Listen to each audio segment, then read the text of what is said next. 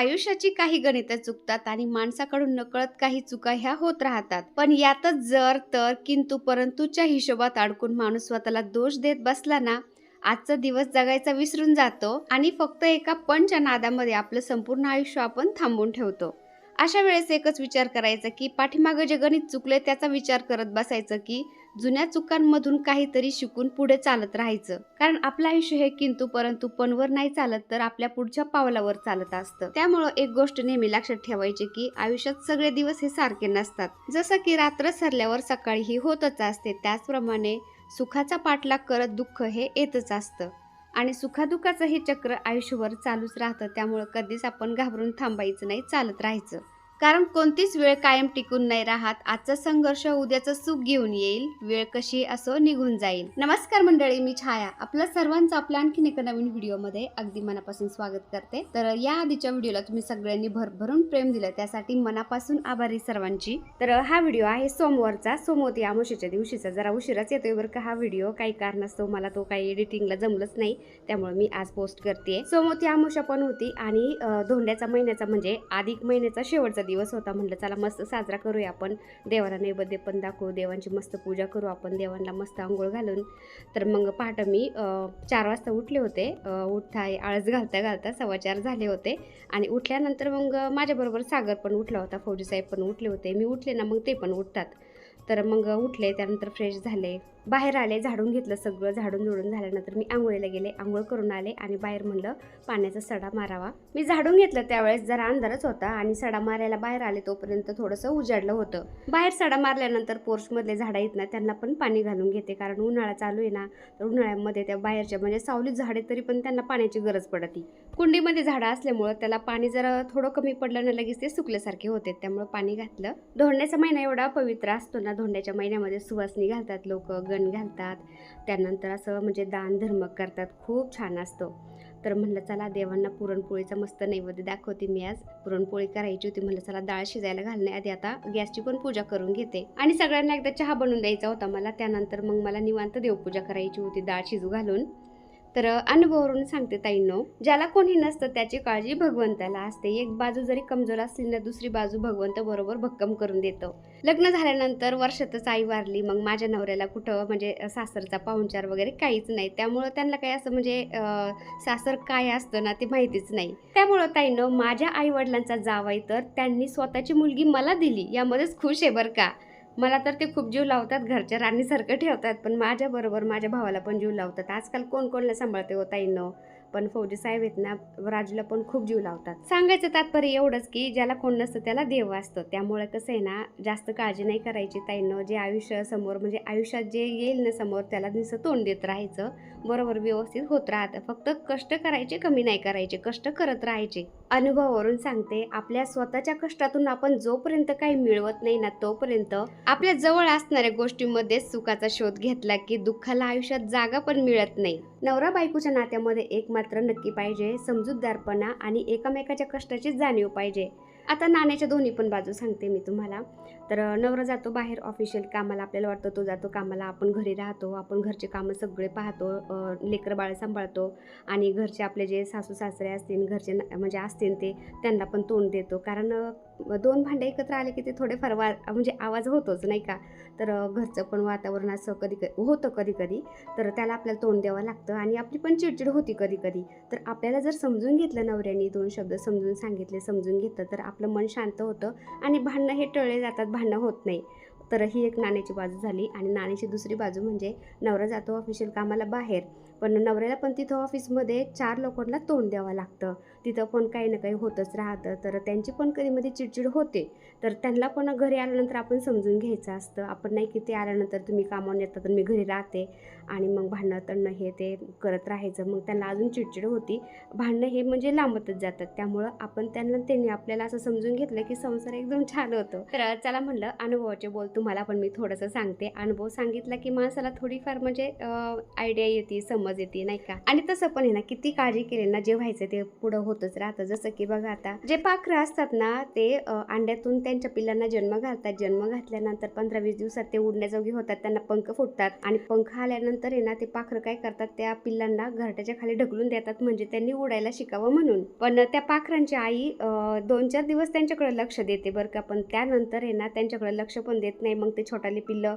एक कुणीकडे जातं, एक इकडे जातं, एक तिकडे जातं, काही माहीत नसतं. त्यांचं चारा पाण्याचं काही माहीत नसतं त्या आईला. तरी पण ती काय करते, उडण्याजोगे झाले ना, ते घरट्यातून ती ढकलून देते खाली आणि उडा म्हणती. ती पण एक आईच असते, पण ती असं का करते, त्या आईला वाटतं माझ्या पिल्लांनी उडायला शिकावं, स्वतःचं खाणं पिणं सगळं स्वतःच म्हणजे शोधावं असं वाटतं तिला. त्यामुळे ती घरट्याच्या खाली ढकलून देते. मी असं का सांगते, कारण आपल्या घराच्या आसपास भरपूर जे घरटे आहेत ना, ते पिल्लं असं उडायला लागल्यानंतर त्या आईने घरट्याच्या खाली असं खूप वेळा ढकलून दिलेलं, ते उडायला शिकताना मी सगळं पाहिलेलं आहे. त्यामुळे सांगते मी तुम्हाला. खूप काम होतं ना, त्यामुळे मी काय मोबाईल असं कॅमेरा घेऊन बसले नाही. मी ट्रायपॉडला लावून द्यायचे ना, आज खूप बडबड करायला व्हिडिओ होता ना, त्यामुळे म्हणलं चला आज मी तुमच्याशी बडबड करत बसते. जे काही मनात असतं ना, ते मी तुमच्याशी शेअर करण्याचा प्रयत्न करते. तर पुरण शिजायला घातलं होतं. पुरण शिजलं, त्यानंतर त्याच्यामध्ये जायफळ आणि विलायचीची पावडर घातली आणि हे मिक्स करून आता पुरणाच्या चाळणीवरती बारीक करून घेते. आणि पुरणामध्ये शिजताना मी थोडंसं तेल आणि हळद घातली होती. पुरण एकदम पिवळं धमक झालं असतं बरं का, पण गूळ आहे ना एकदम असा जुना, म्हणजे असा एकदम प्युअर गूळ काळा आणला होता ना फौजी साहेबांनी, तोच घातला मी त्याच्यामध्ये. त्यामुळे त्या पुरणाला एकदम असा काळपट कलर आल्यासारखा झालाय. पण चला, तो ओरिजिनल गूळ खाल्लेला चांगला असतं. पुरण एकदम सॉफ्ट शिजलं होतं ना, त्यामुळे खूप छान झालं होतं.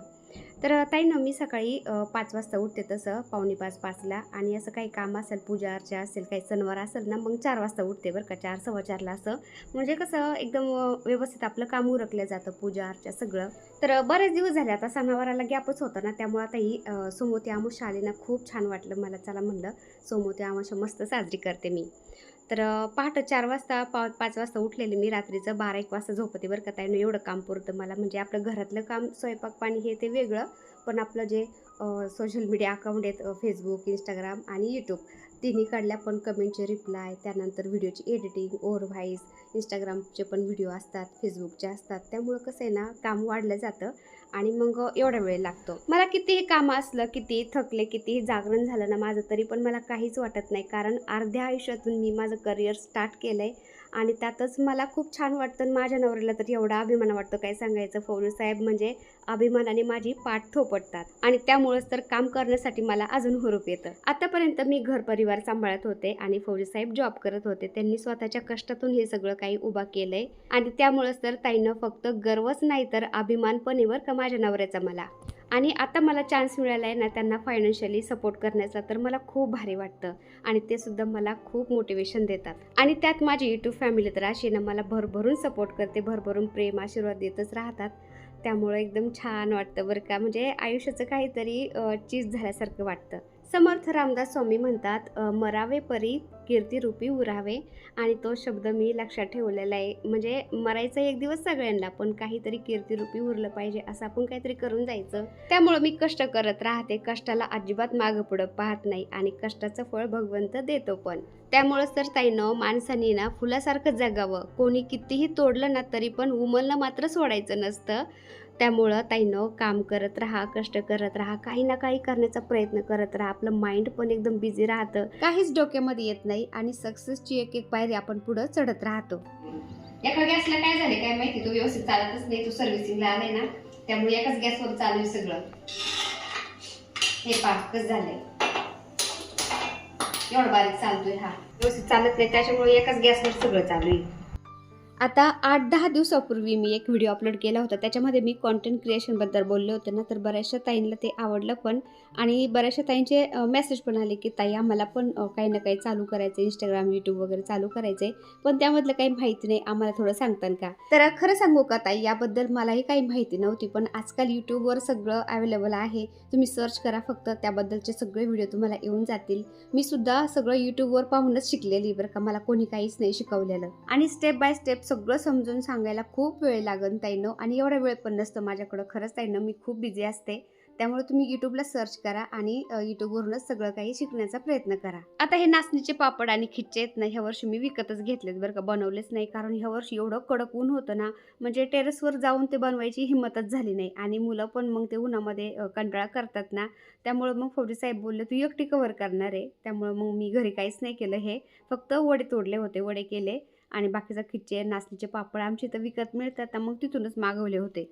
आणि पापड पण छान लागले मला, तुम्ही बघू शकता. म्हणजे कढईवर ते पापड फुलला होता बरं का. कुरडई पापड सगळं तळून झालं. त्यानंतर भजी तळायला लागले. मी पीठ काढून ठेवलं होतं आधीच. आता ज्या दिवशी पुरणपोळी असेल ना, त्या दिवशी हे भजे वगैरे काहीच नाही खात बरं का, मुलं पण आणि फौजी साहेब पण. पण नैवेद्यासाठी लागत होते ना, त्यामुळे म्हणलं चला थोडेसे काढते मी भजे पण. तर देवांना अंघोळ घालून मी मस्त देवपूजा करून घेतली होती. त्यानंतर स्वयंपाक झाला ना, लगेच मी देवाला पण नैवेद्य दाखवला. आणि वरण भात पण नव्हता बनवला, कारण गॅस एक खराब झाला होता. एकाच गॅसवर सगळं चालू होतं ना, त्यामुळं मग जास्त वेळ लागेल. 12च्या आतमध्ये मला नैवेद्य पण दाखवायचा होता. त्यामुळं मग मी जेवढं होईल तेवढं म्हणजे उरकून घेण्याचा प्रयत्न केला आणि नैवेद्य दाखवला. 12च्या आतमध्ये एकदा देवाला नैवेद्य दाखवला ना, बाकीच्या पोळ्या करायच्या राहिल्यात ना, त्यानंतर करत राहील म्हणलं मी. कारण कसं फौजी साहेब दुपारी जेवायला येणार होते. त्यांनी सकाळी फक्त चहा बिस्किट खाऊन गेले होते. माझी कामाची घाई गडबड सकाळी चालू होते ना, त्यांनी पाहिलं होतं ना, त्यामुळे ते मला काय बोलले, "आज काय नाश्त्याला काही नको बनवू, तू तुझं काम आवरत राहा, मला फक्त चहा बिस्किट दे." तर मग ते चहा बिस्किट खाऊन गेले होते.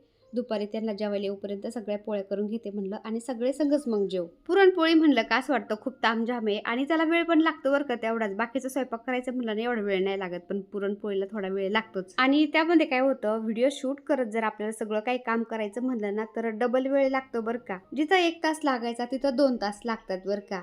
तर सोमवती अमावस्येच्या दिवशी संध्याकाळी कणकेचे 36 दिवे देवाला दाखवायचे असतात, पाजळायचे असतात ना, तर ते सुद्धा मला संध्याकाळी करायचं होतं. तर पोळ्याचा स्वयंपाक झाला ना, संध्याकाळी मग निवांत करेन ते मी आता. आणि गावाकडले नवीन गहू आहेत ना, त्यामुळे पोळ्या जरा फुटतच होत्या बरं का. तर पुरणपोळीचा पण स्वयंपाक झाला होता. फौजी साहेब जेवायला येणार होते आता. तर चला आजचा छोटासा व्हिडिओ मी इथेच एंड करते बरं का. व्हिडिओ आवडला असेल तर एक लाईक नक्की करत जा ताईंनो.